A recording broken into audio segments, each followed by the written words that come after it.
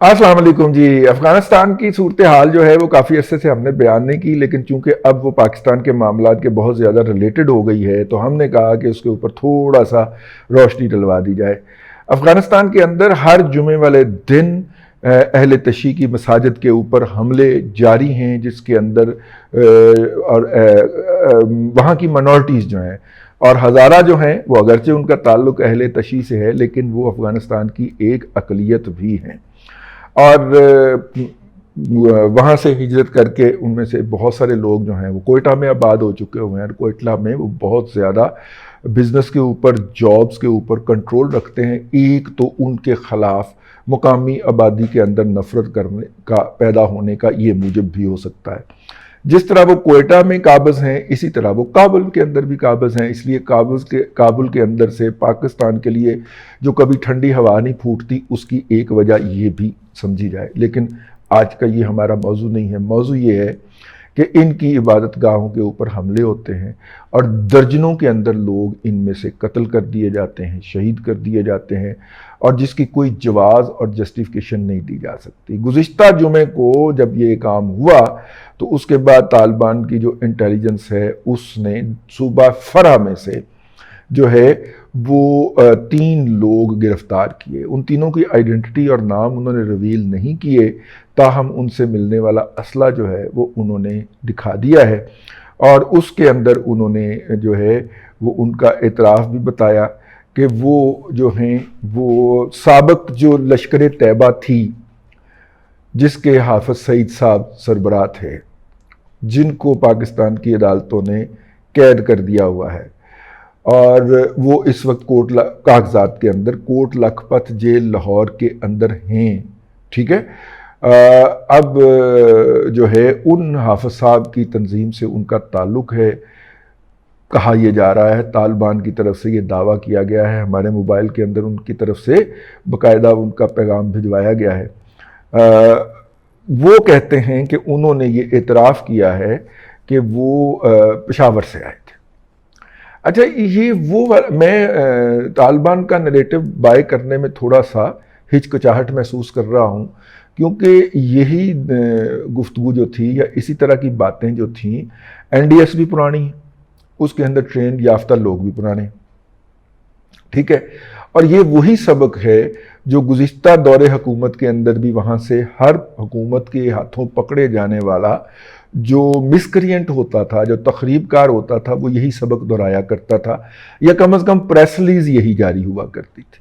तो वही press release अब तालिबान के आने के बाद भी जारी हो गई है कि ये जनाब पेशावर से आए थे, पेशावर के पास इनका कोई हेडक्वार्टर कायम किया गया है और यूं जो है ये लोग कर रहे हैं। मैं इसका बायर नहीं हूं, लेकिन वहां से ये प्रोपेगेंडा किया जा रहा है। गुज़िश्ता दिनों ये भी बात इंडियन मीडिया ने बताई कि जनाब जलालाबाद के अंदर पाकिस्तान के ख़िलाफ़ जिहाद के लिए बाकायदा चंदा हो रहा है। हमने इस खबर को काउंटर चेक करने की कोशिश की, लेकिन हमारे ज़राए ने इसकी तस्दीक नहीं की। ये मुमकिन नहीं है। जलालाबाद के अंदर जो है वो उन अनासर के ख़िलाफ़ पाया जाता है जो कि ये लश्कर तैयबा वालों की बाकियात हैं। और मैंने आपको अपने one of the earlier vlog के अंदर बताया था कि ये मोर प्रॉन है टूवर्ड्स दाइश। ये दाइश के साथ मिलके, और वो जो नूर पार्टी थी जिसने सीसी साहब का बेड़ा गर्क किया था, वो सीसी थे, वो कौन नहीं, सीसी तो अब काबिज़ है ना, जिससे पहले जो मुंतखब वज़ीर आज़म थे अख़वानुल मुस्लिमीन के, उनके साथ अपना इत्तेहाद तोड़ के उनकी गवर्नमेंट गिराई थी। और जब वो गवर्नमेंट गिर गई और मार्शल लॉ लग गया तो पार्टी ख़त्म करने का ऐलान कर दिया। ये कितने बड़े एजेंट हैं ये वाले जो हैं, ये दाइश वाले कितने सवीयर किस्म के एजेंट हैं। और एजेंट भी अमरीकियों के हैं। जैसे अमेरिका का पूडल, अमेरिका का कतूरा कुत्ता जो था वो वहां पे हुकूमत पे काबज हुआ, उन्होंने पार्टी खत्म करने का ऐलान कर दिया। और ये मराकश में भी इसी कोशिश में लगे हुए हैं। ये हर जगह के ऊपर उनके एजेंट के तौर पे ऑपरेट करते हैं। इन्होंने शाम में भी ऐसे ही किया है। ऐन वक्त पे जब कि दमिश्क फॉल करने लगा था तो इन्होंने बाकी पार्टियों पे हमला कर दिया था। ये इनको आपने ये जो क्या कहना चाहिए उसको, लॉरेंस और अरेबिया के ये जो चेहरे हैं, इनको गौर से याद रखना है। ये दाइशी जो हैं, इन्होंने वहाँ पे, अब یہ جو جلال آباد کے اندر ہمیں بتایا گیا کہ جو چندہ ہو رہا تھا وہ ان داعشیوں کے خلاف جو ننگرہار اور اس سے ملحقہ علاقوں میں جو پاکستان کے ضلع چترال کے اوپر کے حصے میں پڑتے ہیں اور سرسبز علاقہ افغانستان کا سب سے یہی ہے، یہاں پہ یہ پہاڑوں کے اندر اور جنگلات کے اندر چھپے ہوئے ہوتے ہیں اور یہاں سے نکل کے یہ حملہ آور ہوتے ہیں۔ ان کے بڑے بڑے علماء کرام نے ہیبت اللہ اخوند زادہ صاحب کی بیعت کر لی تھی جب افغانستان فال ہوا تھا طالبان کے ہاتھوں، اور افغانستان جو تھا وہاں پہ طالبان کا جو ہے وہ اقتدار قائم ہوا تھا۔ اب اس دوران ایک یہ بھی افواہ پھیلائی گئی کہ ٹی ٹی پی نے پاکستان کی حکومت کے ساتھ یا افواج کے ساتھ جو کیا گیا تھا معاہدہ جنگ بندی کا وہ توڑنے کا اعلان کر دیا ہے۔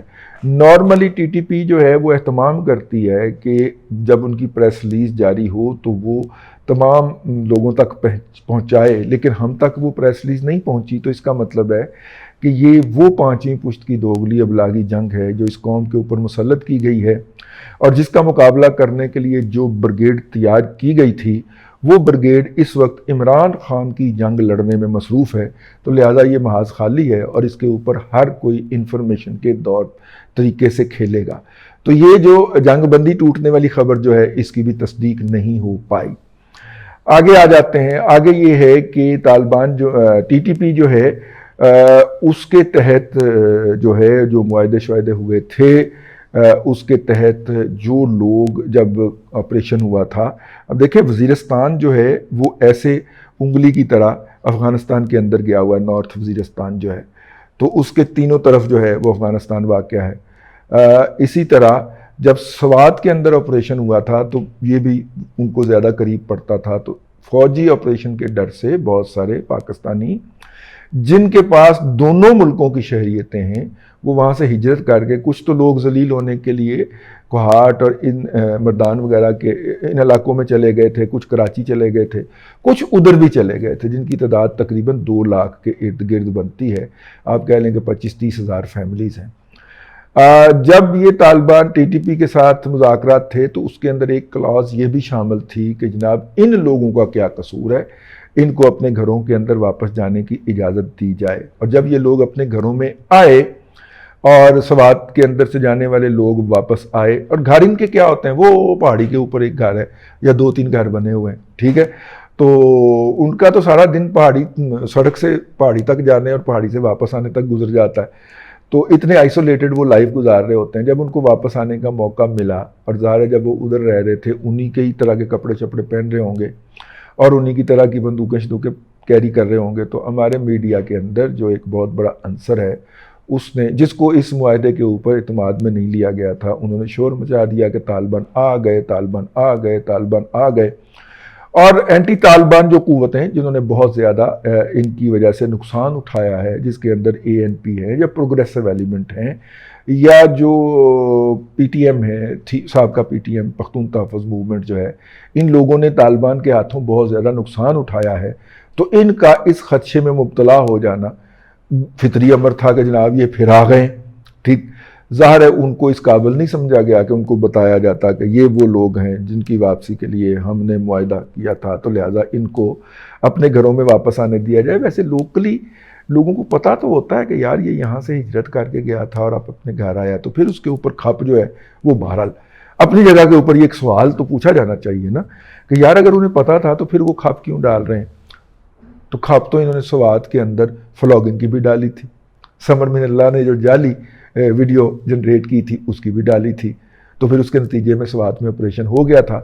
تو اب سوات کا آپریشن جو تھا چونکہ وہ کسی اور کی بھی مرضی تھی، پھر اس کے لیے مختلف جو ہے وہ کہانیاں گھڑی گئیں کہ جناب امریکن یہاں پہ آ کے مستقل کرنا چاہ رہے تھے قیام، تو اس کے لیے پھر یہ کھپ اڑائی گئی، تو وہ سچی مچی شیر آ گیا۔ تو میرا مطلب ہے کہ یہ بھی ایک جو ہے وہ حرکت ہے اپنی طرف سے۔ یہ پوری سچویشن اس بات کی، اس امر کی متقاضی ہے کہ وہ جو نیگوسیشن ہوئی تھی ٹی ٹی پی کے ساتھ افغانستان کے اندر، اس نیگوسیشن کو نہ صرف کہ پارلیمنٹ کے اندر ڈسکشن کروائی جائے اوپن سیشن میں، بلکہ میڈیا کو بھی اس کے حوالے سے اعتماد کیا جائے اور انہیں بتایا جائے کہ یہ ریڈ لائنز ہیں، یہ گرین لائنز ہیں، یہ وائٹ لائنز ہیں، آپ نے ان کے درمیان جو ہے کہیں کھیلنا ہے، اور تاکہ میڈیا ایک سالڈ نریٹو بنا سکے۔ اب یہاں سے یہ سننے میں آ رہا ہے کہ طالبان کو سبق سکھانے والے لوگ جو ہیں وہ ٹاپ پہ آ گئے ہیں۔ وہ یار ان کو امریکہ اور 48 ملکوں کی فوجیں مل کے سبق نہ سکھا سکیں تو ہماری کیا اوقات ہے؟ ہم کیا بیچتے ہیں؟ اس طرح کا سودا نہ بیچیے خدا کے لیے۔ یہ کچھ لوگ یہ سودا بیچتے ہوئے بھی پائے جا رہے ہیں کہ اب ٹاپ کے اوپر وہ لوگ آ چکے ہیں جو کہتے ہیں کہ طالبان کی ایسی تیسی، ان کو سبق سکھانا، ان کو کرش کر کے رکھ دینا۔ کرش آپ کا باپ نہیں کر سکا جس سے آپ اسلحے کی بھیک مانگتے ہیں اور وہ آپ کو اسلحہ نہیں دیتا، ٹھیک ہے؟ بلکہ وہ آپ جب اس کا الٹرنیٹو اپنا ترکی سے خریدنے کی کوشش کرتے ہیں، ترکیہ سے خریدنے کی کوشش کرتے ہیں تو وہ وہاں پہ بھی بلاک کروا دیتے ہیں۔ اوقات تو آپ کی اتنی ہے اور آپ کرش کرنے چلے ہیں ان کو۔ تو اس طرح کے ایلیمنٹ یہ بھی کہتے ہیں کہ آپ جناب دیکھنا داعش کو ہم پالیں گے وہاں پہ، اور یہ ایک بہت ہی ایکسٹریملی الٹرا سیکولر ایلیمنٹ ہے جس کا کوئی تعلق نہیں ہے پالیسی بنانے سے، میرا یہ خیال ہے۔ اور یہ جو ہے بیسیکلی میڈیا کے اوپر نعرے لگانے اور ویسٹ کو یہ نریٹو بیچنے کے لیے اپنے آرٹیکلز جو ہیں، اور ویسٹ کو یہ نریٹو بیچنے کے لیے یہ لوگ پائے جاتے ہیں۔